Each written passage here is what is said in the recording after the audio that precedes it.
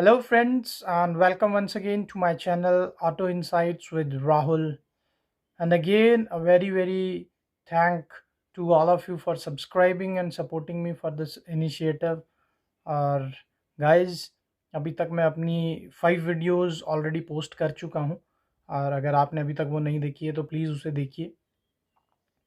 बहुत important videos है और मेरे चैनल को अगर अभी तक आपने सब्सक्राइब नहीं किया है तो प्लीज़ इसे सब्सक्राइब कीजिए और बेल आइकन को प्रेस कीजिए सो दैट कि आप मेरे साथ मेरी वीडियोस के साथ आज हम लोग कुछ चीज़ें इंश्योरेंस के बारे में समझने की कोशिश करेंगे बिकॉज़ मैं देखता हूँ आज के टाइम पे बहुत ज़्यादा कंपटीशन हो गया है, कंपटीशन प्राइजेज़ आ चुके हैं और इन कंपटीशन प्राइजेज़ के आने की वजह से जो है हम लोग थोड़े से पज़ल रहते हैं कि यार कौन सी इंश्योरेंस ले। डीलरशिप में जाते हैं तो इंश्योरेंस कॉस्टली होता है, एक ब्रोकर के पास जाते हैं इंश्योरेंस सस्ता होता है, बैंक्स में जाते हैं इंश्योरेंस के अलग अलग तरीके समझने को मिलते हैं। तो इस कंडीशन में हमें कौन सा इंश्योरेंस चूज़ करना चाहिए, क्यों लेना चाहिए, कैसे लेना चाहिए, आज मैं आप लोगों को इसी के बारे में बताऊंगा। Okay guys, so let's started. सबसे पहले समझते हैं कि इंश्योरेंस है क्या।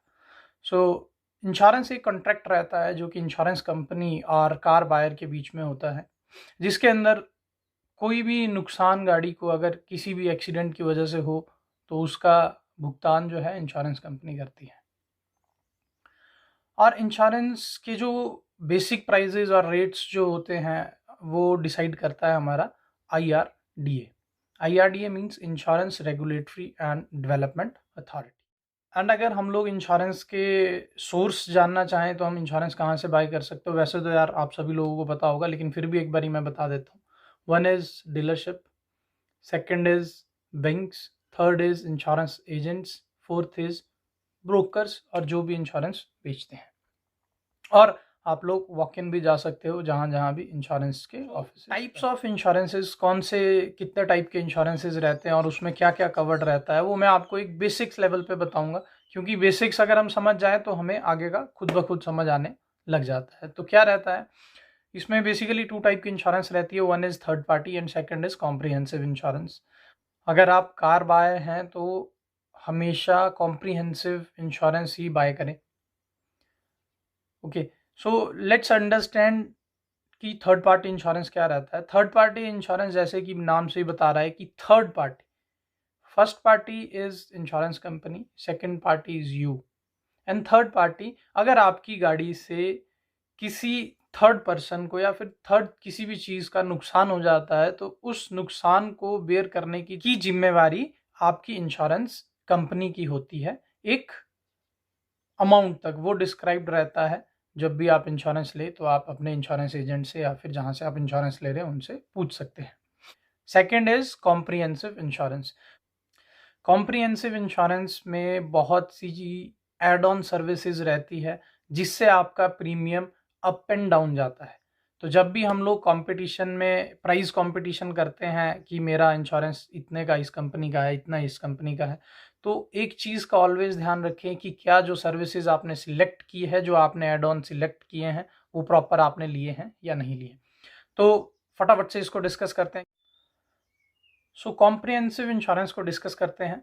तो कॉम्प्रिहेंसिव के अंदर सबसे पहली चीज़ जो रहती है वो नॉर्मल कॉम्प्रिहेंसिव इंश्योरेंस होती है। इस इंश्योरेंस को लेते हो अगर आप, तो इसमें आपकी कार में जितना भी प्लास्टिक पार्ट्स हैं वो ओनली 50% कवर्ड रहता है, जैसे कि हेडलैम्प्स, बम्पर्स और अदर प्लास्टिक जिसके अंदर फाइबर का इस्तेमाल किया गया है, फाइबर पार्ट जो है उसे आपको 50% कवरेज रहेगी, 50% आपको बेयर करना होगा।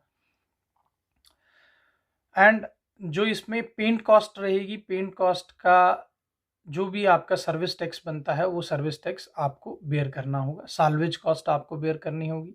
एंड अगर आपकी कार 1 साल के इन बिटवीन है तो आपको 5% मेटल कॉस्ट भी देनी पड़ेगी और ये एवरी ईयर 10% ऐड होता जाएगा, जैसे 5, 15, 25, 35, 45 एंड 5 साल के बाद आपका मेटल पार्ट भी 50% ही कवर्ड रह जाता है।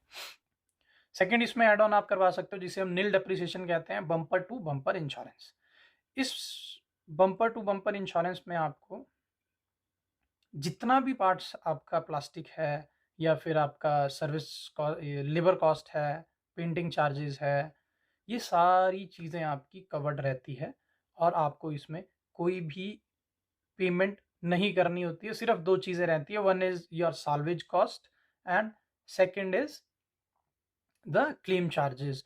क्लेम चार्जेस अलग-अलग है इसमें। अगर आपकी गाड़ी 1500 सीसी इंजन कैपेसिटी से कम है तो आपको 1000 होगा, और अगर आपकी 1500 सीसी से ज़्यादा की है तो आपको 2000 लगेंगे।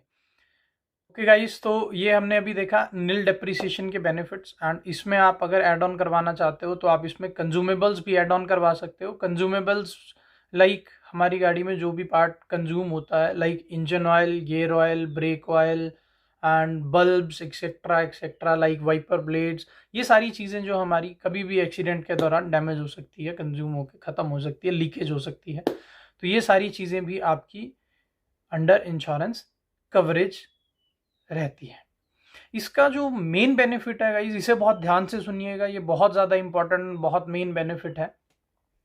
समटाइम्स हम लोग कहीं पर ड्राइव कर रहे होते हैं और हमारी गाड़ी नीचे से हिट हो जाती है, जिससे कि हमारी गाड़ी का ऑयल पैन, जिसे चैम्बर भी कहते हैं, वो डैमेज हो जाता है, ऑयल लीक कर जाता है, हमें पता नहीं चलता, हम गाड़ी ड्राइव कर जाते हैं एंड हमारा इंजन जो है वो सीज हो जाता है।